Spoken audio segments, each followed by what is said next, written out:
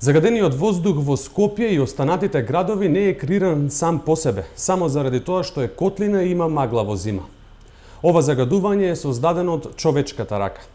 Од индустријските капацитети, од автомобилите, од градилиштата, од греењето. Тоа значи дека потребни се човечки одлуки да се подобри воздухот. Таква една одлука од пред 4 години го промени секојдневието на многумина граѓани во државата, посебно оние кои живеат во со воздух загадени средини. Во пресинг интервју ќе разговараме со Горјан Јовановски, софтвер инженер, јавен говорник и екоактивист, креатор на апликацијата Мој воздух, една од најпопуларните апликации во Македонија, но поради многу непопуларна причина. Горјан, здраво, ова интервју го правиме преку видеоврска, бидејќи живееш во Амстердам, таму работиш, таму се доедуцираш. Пред се благодарам што ја прифати поканата да си дел од Пресинг ТВ.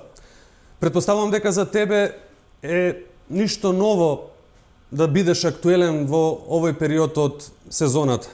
Истото се случува и со Мој воздух, почнаа да се зголемуваат посетите на апликацијата? За жал да. Значи, посебно во периодот, зимскиот период, каде што се зголемува загадувањето, Мој воздух станува популарна, што е една иронија и контрадикција на самата апликација, но за жал да, почна периодот. Дали оваа апликација е директно зависна од отворените податоци од сензорите кои ги има Министерството за животна средина, кои патем ти ги имаш искористено при креација на оваа апликација или користи и други извори? Ова ти го споменувам заради тоа што дел од мерните станици во државава веќе подолг период, дел од нив, не сите, не се во функција, а веќе бидејќи ништо не изненадува, па затоа и постои сомнежот дека можеби се намерно исклучувани. Мој воздух започна со користење на 17 мерни станици од Министерството. И продолжува да ги користи истите податоци таму, но сега имаме интегрирано од оваа сезона и дополнителни мерни станици од волонтери преку Скопје Пулс мрежата која што е поставена од страна на Нецетера фирмата, и користиме заедно тие податоци со владините податоци за да добиеме некоја почиста слика, посебно во моменти вака кога дел од сензорите на државните мерни станици не работат.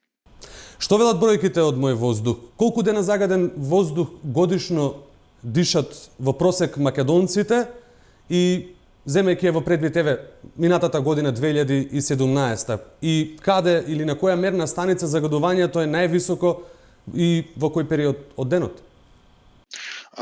Значи, за жал, според податоците кои што ги имам во Мој воздух, мерните станици кои што се поставени близу ректоратот во Газибаба и во Кавадарци во 2017 бележат најголемо загадување и тоа скоро половина од годината имаат надпросечно загадување од PM10 шестички во текот на денот. Значи, пола од годината луѓето таму дишат загаден воздух над дозволените европски граници.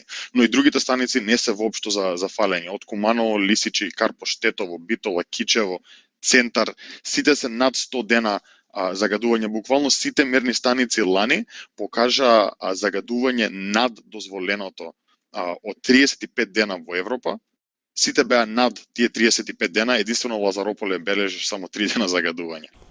Дали Мој воздух ги задоволи твоите цели, односно интенцијата зошто беше подготвена оваа апликација, а сега останува на јавноста и на граѓаните, индиректно нели и ти си вклучен во нив, на кои отворените податоци им се јасно достапни да вршат притисок за решавање на проблемот со загадениот воздух?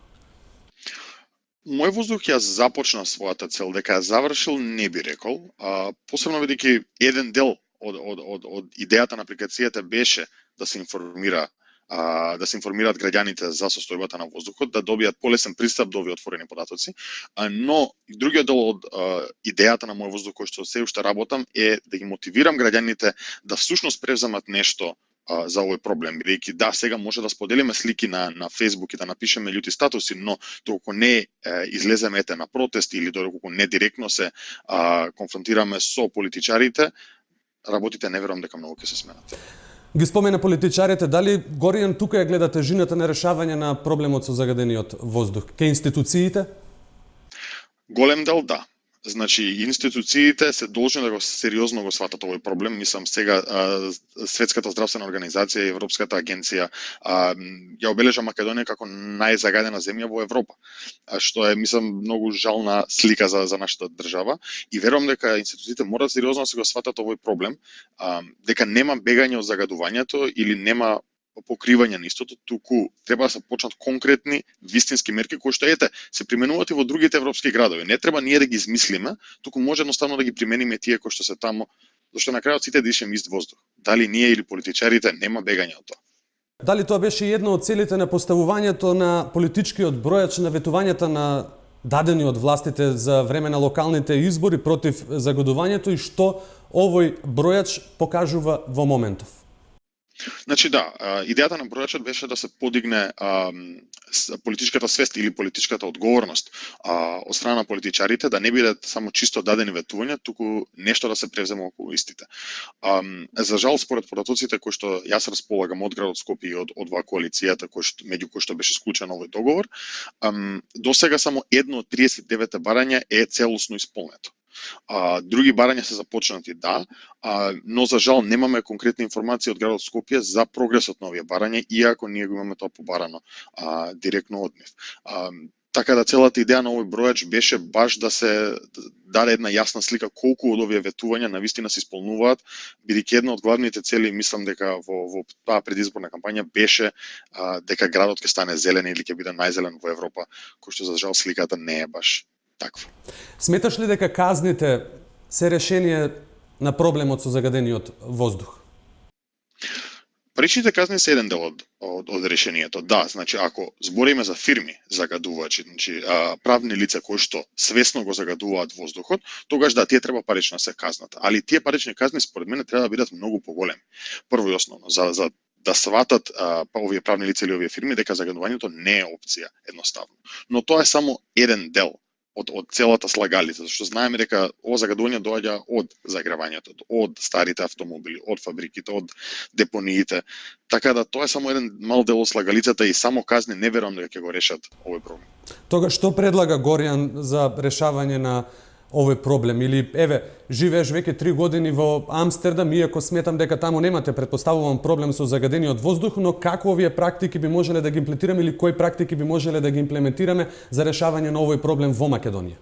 Прво и основно верувам дека ако се постави една мрежа на подетални мерни станици, каде што може да се точно одреди од каде доаѓа ова загадување, ќе биде многу полесно да може да се рече да, навистина се домаќинствата кои што загадуваат со загревањето или тоа се навистина фабриките, а понатаму една паралела на пример што ја правам јас со Амстердам е дека кога го прошируваме Скопје, зашто Скопје се шири и се реконструира цело време, мора што посериозно да го земеме јавниот транспорт и велосипедите во предвид како превозни средства, а не градот да биде наменет да ги преферира колите врз кој било друго превозно средство.